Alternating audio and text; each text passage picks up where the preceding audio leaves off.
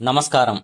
మన భారతీయ చరిత్ర పుటలను తిరగేస్తే, ముఖ్యంగా మన తెలుగు నేల యొక్క గత వైభవాన్ని పరిశీలిస్తే, అనేక విదేశీ జాతులు మన సంస్కృతిని, భాషను, చివరికి మన వంటగదిని కూడా ఎలా ప్రభావితం చేశాయో చూసి ఆశ్చర్యం కలగక మానదు.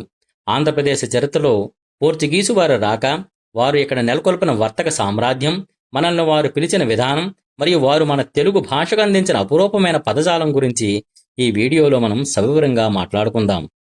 చరిత్ర ప్రేమికులకు, విద్యార్థులకు మరియు మన మూలాల గురించి తెలుసుకోవాలనుకునే ప్రతి ఒక్కరికి ఈ సమాచారం ఎంతో విలువైనది. కాబట్టి ఈ చారిత్రక ప్రయాణాన్ని పూర్తిగా అర్థం చేసుకోవడానికి ఈ వీడియోను ఎక్కడా స్కిప్ చేయకుండా చివరి వరకు చూడవలసిందిగా కోరుతున్నాను. భారతదేశానికి సముద్ర మార్గం ప్రపంచ చరిత్రలో 15వ శతాబ్దం ఒక అసాధారణ మార్పుకు వేదికైంది. క్రీస్తుశకం 1453లో కాన్స్టాంటినోపుల్ నగరం ఒట్టోమన్ టర్కుల వంశం కావడంతో అప్పటి వరకు ఐరోపా దేశాలకు భారతదేశంతో ఉన్న భూమార్గం పూర్తిగా మూసుకుపోయింది. ఆసియా దేశాల నుంచి వచ్చే సుగంధ ద్రవ్యాలు, పట్టు వస్త్రాలు మరియు ఇతర విలాస వస్తువుల కోసం ఐరోపా వాసులు పూర్తిగా అరబ్ వర్తకులపై ఆధారపడుచు వచ్చింది. ఇది ఐరోపా రాజ్యాలకు ఆర్థికంగా పెద్ద దెబ్బ. ఈ క్రమంలోనే పోర్చుగల్ రాజు హెన్రీ ది నావిగేటర్ సాహసయాత్రలను ప్రోత్సహించి భారతదేశానికి కొత్త సముద్ర మార్గాన్ని కనుగొనే బాధ్యతను తమ నావికులకు అప్పగించారు. పోర్చుగీస్ అన్వేషకుడు బార్తోలోమియో డయాస్ ఆఫ్రికా ఖండపు దక్షిణ కొన వరకు ప్రయాణించి దానికి కేప్ ఆఫ్ గుడ్ హోప్, శుభ ఆశా అగ్రం అని పేరు పెట్టాడు. దీనిని అనుసరిస్తూ వాస్కోడిగామా అనే మరో ధైర్యవంతుడైన నావికుడు 4 ఓడలతో 1497 జూలై 8న లిస్బన్ నుంచి బయలుదేరాడు. ఆఫ్రికా తీరం వెంబడి ప్రయాణిస్తూ మలిండి అంటే కెన్యా వద్ద గల ఒక గుజరాతీ నావికుడి సహాయంతో హిందూ మహాసముద్రాన్ని దాటి చివరికి 1498 మే 20వ తారీఖున భారతదేశ పశ్చిమ తీరంలోని కేరళ రాష్ట్రంలో గల కాలీకట్, ప్రస్తుతం కోజికోడ్ సమీపంలోని కస్పాడ్ గ్రామంలో అడుగుపెట్టాడు. ఈ ఘట్టం భారతదేశ చరిత్రను శాశ్వతంగా మార్చివేసింది. వాస్కోడిగామా రాకతో మధ్యయుగ భారతదేశ చరిత్ర ముగిసి ఆధునిక యుగానికి పునాదులు పడ్డాయి. పోర్చుగీసు వారు ఆంధ్ర తీరంలోని ఈ ఓడరేవుల ద్వారా గోల్కొండ వజ్రాలను కూడా ఐరోపాకు ఎగుమతి చేసేవారు. గోల్కొండ రాజ్యంలోని కొల్లూరు వంటి గనుల నుండి లభించే నాణ్యమైన వజ్రాలు పోర్చుగీసు వర్తకులకు భారీ లాభాలను తెచ్చిపెట్టాయి. ఈ విధంగా ఆంధ్ర ఆర్థిక వ్యవస్థలో పోర్చుగీసు వారు ఒక కీలకమైన పాత్రను పోషించడం ప్రారంభించారు. పోర్చుగీసు వారు మన దేశాన్ని వదిలి వెళ్లి శతాబ్దాలు దాటినా వారు మన తెలుగు భాషలో వదిలి వెళ్లిన పదాలు నేటికి మన దైనందిన జీవితంలో అంతర్భాగంగా ఉన్నాయి. మనం వాడుతున్న అనేక వస్తువుల పేర్లు నేరుగా పోర్చుగీసు భాష నుండి వచ్చినవే అని తెలిస్తే ఎవరైనా ఆశ్చర్యపోవాల్సిందే. వారు ప్రవేశపెట్టిన వస్తువులకే కాకుండా మన సంస్కృతిలో భాగమైన కొన్ని వృత్తులకు, ప్రదేశాలకు కూడా ఆ భాషా ప్రభావం పడింది. మనం నిత్యం ఉపయోగించే అలమరా అనే పదం పోర్చుగీసు భాషలో నుండి వచ్చింది. అలాగే బట్టలను ఇస్త్రీ చేయడం, మనం వేసుకునే చొక్కాకు ఉండే బత్తాము, చొక్కాని ఖమీజ్ అని పిలవడం అన్నీ పోర్చుగీసు భాషా ప్రభావమే.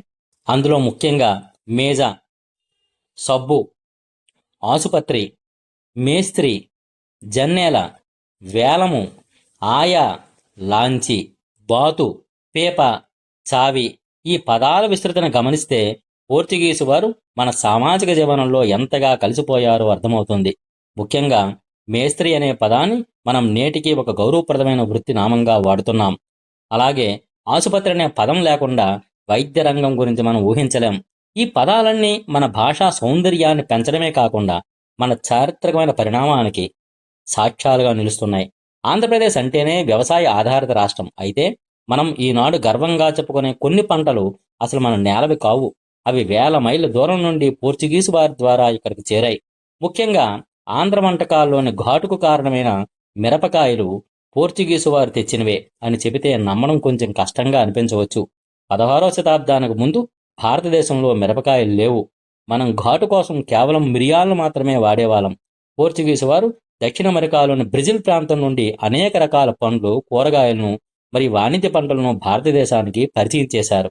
అవి మన వాతావరణానికి త్వరగా అలవాటు పడి మన ఆర్థిక వ్యవస్థకు వెన్నెముగా మారాయి.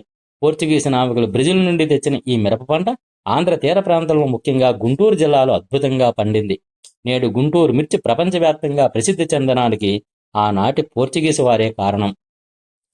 పొగాకు 1605లో పోర్చుగీసు వారు పొగాకును భారతదేశానికి తెచ్చారు. తొలినాళ్లలో ఇది కేవలం ఔషధంగా మరియు వినోదంగా వాడబడినప్పటికీ తర్వాత ప్రధాన వాణిజ్య పంటగా ఎదిగింది.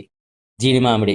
దీనిని పోర్చుగీసులో కాజు అని పిలుస్తారు. తీర ప్రాంతాల్లో నేల కోతను అరికట్టడానికి వారు ఈ చెట్లను నాటించారు. నేడు జీడిపప్పు ఎగుమతుల్లో భారతదేశం అగ్రస్థానంలో ఉండడానికి మూలం ఇదే. బొప్పాయి. ఫిలిప్సీన్ మరియు మలక్కా మీదుగా ఈ పండు భారతదేశానికి చేరింది. దీనిని తొలినాళ్లలో జెసూట్ పుచ్చకాయ అని పిలిచేవారు.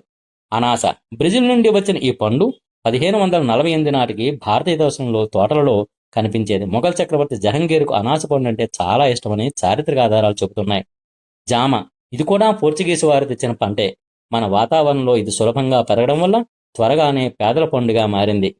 నేడు ఆంధ్రప్రదేశ్లో పండే పొగాకు, మిర్చి మరియు జీడిపప్పు దేశ విదేశాలకు ఎగుమతి అవుతూ కోట్ల రూపాయల విదేశీ మార్గద్రవ్యాన్ని ఆర్జిస్తున్నాయి.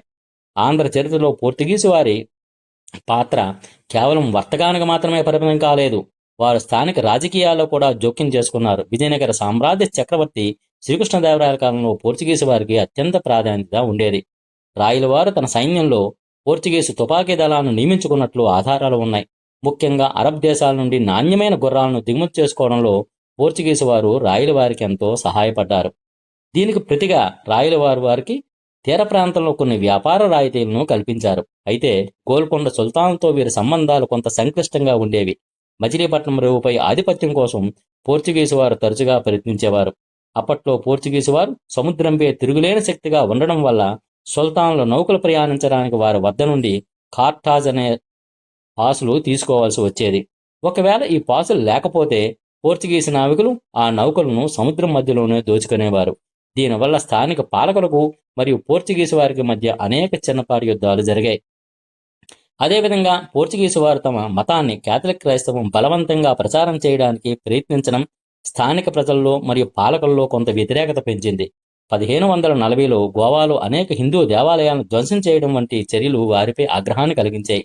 మిత్రులారా, ఇప్పటి వరకు మనం ఆంధ్రప్రదేశ్లో పోర్చుగీసు వారి ప్రస్థానం గురించి అనేక ఆసక్తికరమైన విషయాలను తెలుసుకున్నాం.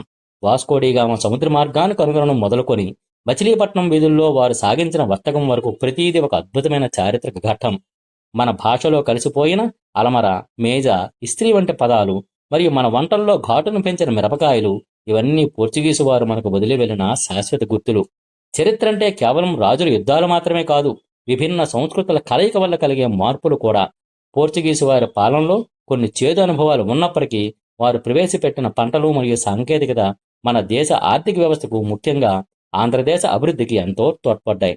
వినిపించే ఆనాటి కథలు, మన భాషలోని పదాలు ఆ కాలపు వైభవాన్ని మనకు గుర్తు చేస్తూనే ఉంటాయి. ఈ వీడియోలో మనం చర్చించవలసిన విషయాలు మీకు నచ్చాయని, మీ చరిత్ర గురించి కొంత విషయాలు తెలుసుకోవడానికి ఉపయోగపడ్డాయని ఆశిస్తున్నాను. ఈ సమాచారంపై మీ అభిప్రాయాలను కింద ఉన్న కామెంట్ సెక్షన్లో తప్పకుండా తెలియజేయండి. మీకు తెలిసిన మరిన్ని పోర్చుగీసు తెలుగు పదాలు ఉంటే వాటిని కూడా పంచుకోండి. ఈ వీడియో మీకు నచ్చినట్లయితే తప్పకుండా లైక్ చేయండి. మరియు మీ మిత్రులకు, కుటుంబ సభ్యులకు ఈ చారిత్రక సమాచారాన్ని షేర్ చేయండి. మనం ఆంధ్రదేశం మరియు భారతదేశ చరిత్రకు సంబంధించిన మరిన్ని ఆసక్తికరమైన మరియు లోతైన విశ్లేషణల కోసం మన ఛానల్ను సబ్స్క్రైబ్ చేసుకోవడం మర్చిపోకండి. పక్కనే ఉన్న బెల్ ఐకాన్ నొక్కడం ద్వారా మా తాజా వీడియోల నోటిఫికేషన్లు మీరు వెంటనే పొందవచ్చు. మళ్ళీ మరొక అద్భుతమైన అంశంతో మరో వీడియోతో కలుద్దాం. అంతవరకు సెలవు. ధన్యవాదాలు. నమస్కారం.